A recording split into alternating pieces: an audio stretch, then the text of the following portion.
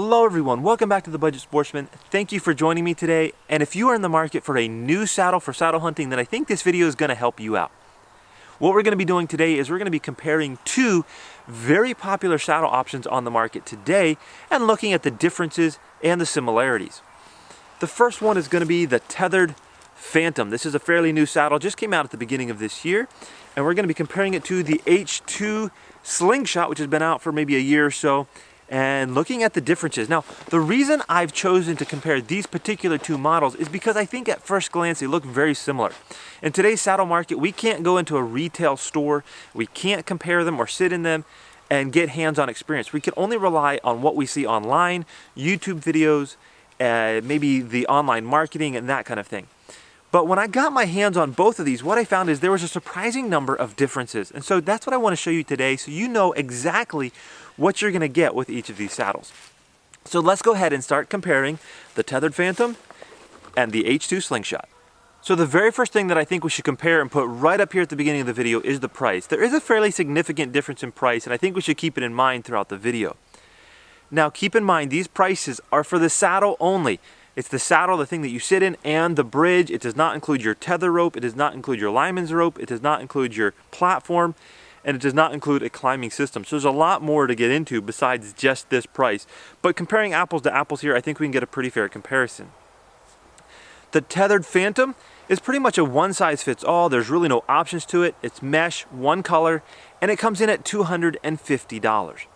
The H2 is a little bit harder to compare because there are a few different variations. They offer a version with no leg straps, and that version comes in at $155, almost $100 cheaper than the Phantom.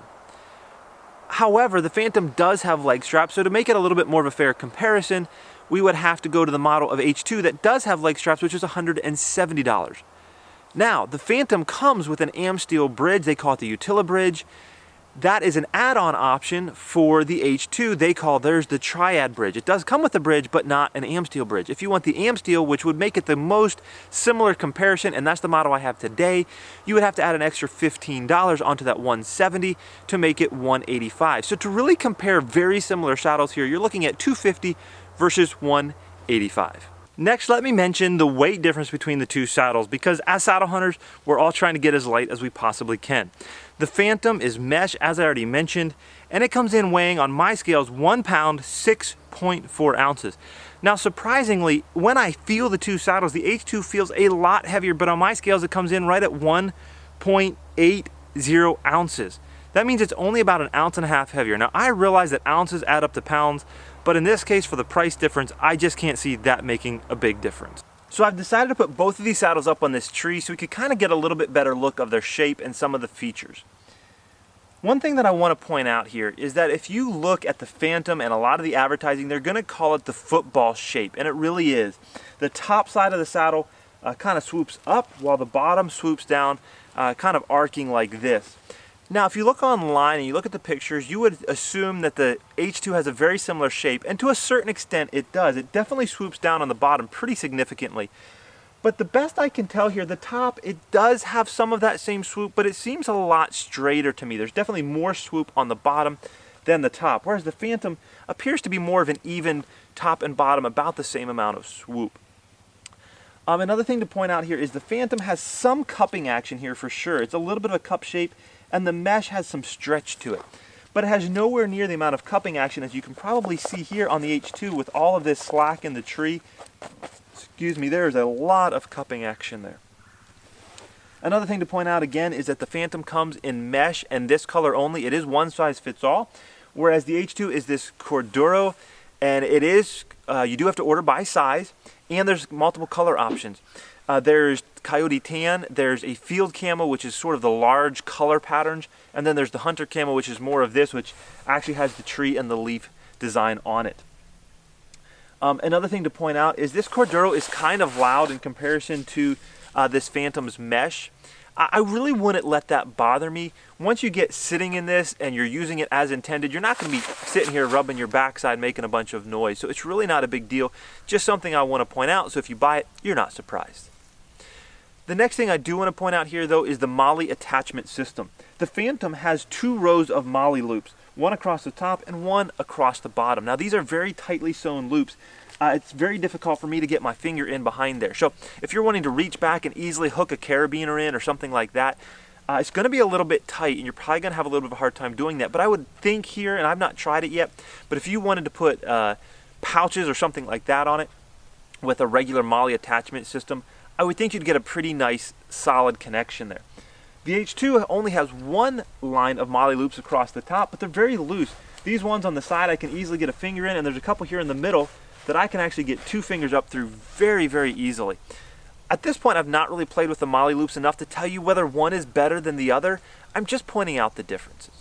Now I've taken them down off the tree, and I want to point out one more thing before we move on.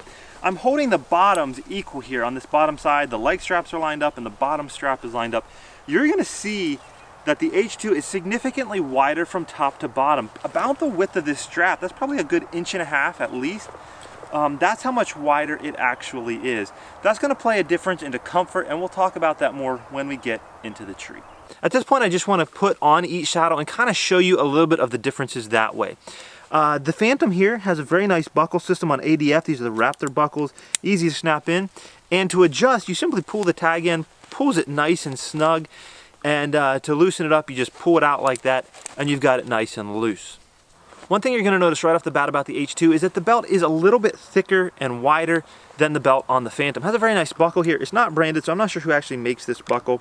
One thing that I really don't like about the H2 is the fact that this buckle does not allow you to just cinch it tight. You saw how on the Phantom I could just pull the tag in and it would cinch right up tight. This one does not do that. In fact, I can't loosen it that way by just pulling back on the buckle either. What I actually have to do, both to tighten and loosen, is feed the strap through and then pull the tag in. It takes 2 hands to do it. And you know, if you're in a place where maybe you're hunting in the morning and it's cold and by afternoon it's warmed up and you're constantly wearing different amount of layers, this is going to be a pain. Even honestly, I like it a little bit tighter when I'm walking, and then when I get to the tree, I like it a little bit looser. It does have this elastic stay back here for the tag end, so that's nice. Now, one thing that I really like about the Phantom are these huge lineman loops. 2 big loops that are very stiff and stick out on both sides, and they connect top and bottom, so you get a nice even pull when you're climbing the tree. Now, if you've ever had trouble clipping back in one-handed, if for some reason you were needing to hold on to the tree and you were trying to clip in, I think these are really going to be easy to clip in. Very large, they're stiff, and you should be able to just get that carabiner right on there. Big fan of that. On the H2 saddle, while the bridge loops are quite large, the lineman's loops are not. It's just these small tabs here, and they kind of connect into the MOLLE loops. Very floppy. It does not stand open at all. I've seen some videos about some DIY solutions to this, but this is going to be a lot harder to clip into with that carabiner on your lineman's belt than those big, large loops on the Phantom. Now, both of these saddles have very similar connections for the leg straps. They have 2 that come up between your legs, and they have these G-shaped buckles, I think they're called. Phantom here has ones that are kind of color matched almost here. They got a nice orange tab over here you snap into, and on the other side, very easy to put on, and they match quite nicely. One thing I really like is they do have these elastic stays here for the extra strap, and so you can just kind of slide that back where you need it and keep the strap out of your way. Same kind of a system with the same sort of style here of hooks that you just bring up and around to the inside here and hook in. And I've got my straps twisted, but that's okay. One thing I'll point out that's a difference here is it does not have any kind of elastic stays for the leg straps. It does up here, but not down here. Again, is that a big deal? Probably not. You could use rubber bands, hair ties, make your own little elastic straps, whatever. Just pointing out that difference. Now, one thing that the Phantom also advertises is what they call the transport mode, which is the ability to basically slide this bridge all the way up tight and take out all the slack right here. Now, you have this tag end, you can stick it in a pocket, you can shove it back around behind you, something like that. But as you can see, my waist is about a 34-inch waist. If you are skinnier than me, you might not be able to get this all the way tight, but for my size waist, it comes all the way tight. Let's try that same transport mode with the H2 saddle now. Slide up the adjustment point on this side as far as it goes, and what you're going to find is that it's not ever going to get all the way tight. Because there's an adjustment point on both sides, there's a little bit of extra slack between the knots here, and it's going to be a little bit more loose. Again, you can do the same thing. You can tuck this around the back, and I really don't think this is going to be a big deal. I'm just pointing out the difference here that you can't get it quite as tight for that walk in. Now we're finally up in the tree, and there's a few differences that I want to point out between the H2 Slingshot on that side of the tree and the Phantom on this side of the tree. The first is the comfort settings. The Phantom calls theirs the comfort channels, and I'll try to give you a close-up of this, but in the bridge loops here, you can see there's different balls that are sewn in. And there's a loop right here, and you can adjust where that loop lands between the different balls, and it adjusts the setting of how much pressure is on the top and on the bottom. Now, I found these to be super comfortable for me, and I found where I feel like I'm dialed in to be the most comfortable. I climbed up in the tree today, perfectly comfortable right off the bat. One of the things that I really like about this particular system is that I can lean forward and with one hand hold the tree, and with the other hand I can just slide this loop up and down, and right there I've moved my comfort setting down one channel, or down one position. So in answer to the Tethrd Phantom's comfort channels, H2 released this triad bridge. And the way the triad bridge works is it has several different adjustment points. But one of them is here, and there's a pressing knot on the bridge loop itself. And what that means is that you can actually slide this up and down your bridge to get the same kind of function as what's on the Tethrd Phantom. Now, there is a couple of advantages and disadvantages, and the main advantage of this system is that it's infinitely adjustable. The Phantom, I think, has 4 different positions for their comfort channels, whereas this is infinitely adjustable from top to bottom in very micro adjustments. I don't know if that really matters or not, but I think it could potentially be an advantage. But here's where I think the big disadvantage lies. I already mentioned on the Tethrd Phantom that I could hold on with one hand and I could move that little loop to adjust the setting. On this, I can't. I might be able to push it down, but I certainly can't pull it up. It's slack. Now, if you're on a tethered Predator platform or a Ridge Runner or a platform like that where you can actually stand up and take the slack off, that's not a big deal. You can use 2 hands. But if you're on a ring of steps, or maybe you're using the top step of your climbing sticks and you need to hold on with one hand, this system is really, really hard to adjust. Again, if you have your lineman's belt still on when you get to the top of the tree, you can lean into your lineman's belt, use 2 hands. Again, that's fine. But in certain situations where I found myself hooked in and not on the top of a platform where I could just stand up and I needed to use one hand to hold myself up, I had a very hard time adjusting the comfort setting of the H2 saddle. The next thing that I want to point out on this Phantom is the bridge and the bridge adjustment. Now this bridge is AM steel, but the way I understand it is that it's actually a full bury all the way back through, meaning one end of the rope is actually buried back inside of the other rope, making it a little bit thicker. On this side there's a prusik, and it's only on one side, but what it does is it allows you to, again, take the pressure off and pull that prusik up and down, and now I've just shortened the length of my bridge. As you saw, it was very easy to do. I did take 2 hands, but it loosened right up. It wasn't bound up, it wasn't tight. I was able to just easily slide it up and down. I could just one-handed take the tension off and slide it back down a little bit tighter there. Pull on it with 2 hands, it comes right back down. No problem at all. Next, let's talk about the bridge and the bridge adjustment system on this H2 saddle. It's also AM steel, but it does not have the full bury. It's a little bit of a thinner diameter AM steel as a result.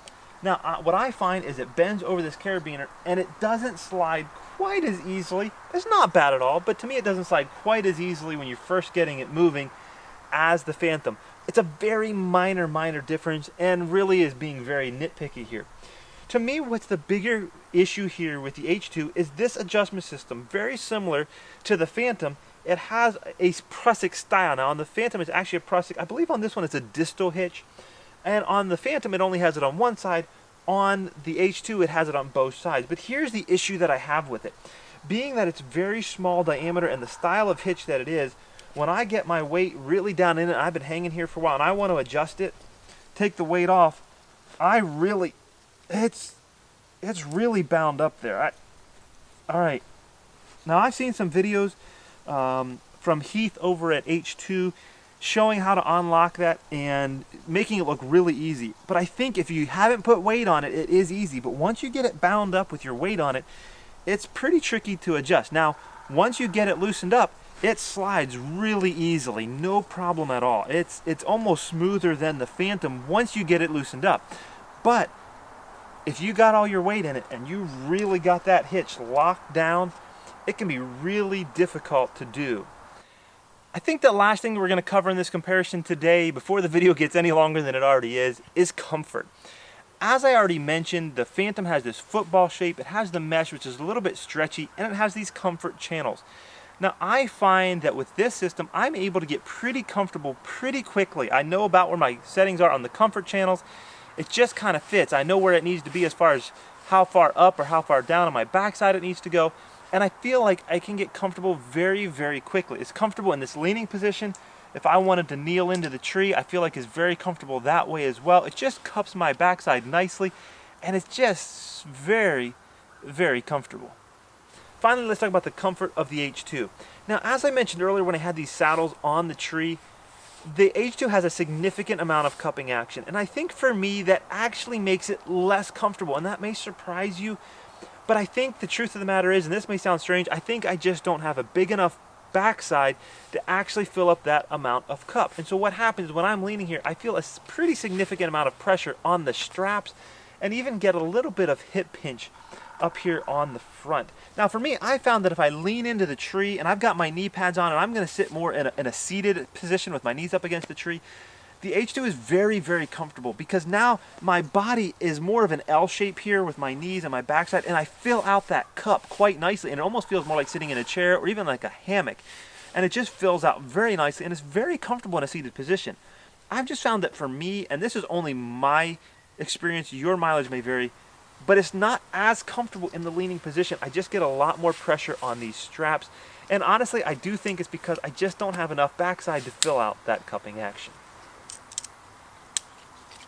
Try to keep this as much as possible at the same height.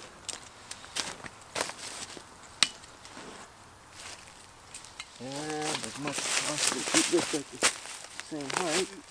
So now the question becomes, which saddle is right for you, the Tethrd Phantom or the H2 Slingshot? While I can't answer that question for you, I really hope I've given you the information that you need to make a wise decision. I do want to leave you with a few closing thoughts. First of all, I think that there are some areas where the Tethrd Phantom really shines, shows a little bit more attention to detail, and has a slightly superior design.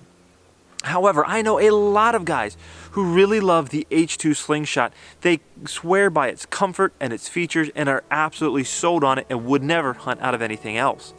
So please don't take the fact that I find one to be more comfortable than the other as the final word of law. If you possibly can, find somebody in your area that has one of these two saddles, try them out, and I'm pretty confident you're going to find one that's right for you. If you have any questions or any comments, please leave them in the comments down below because I love to interact with my viewers. And until next time, remember to get off YouTube and get outdoors into God's great creation.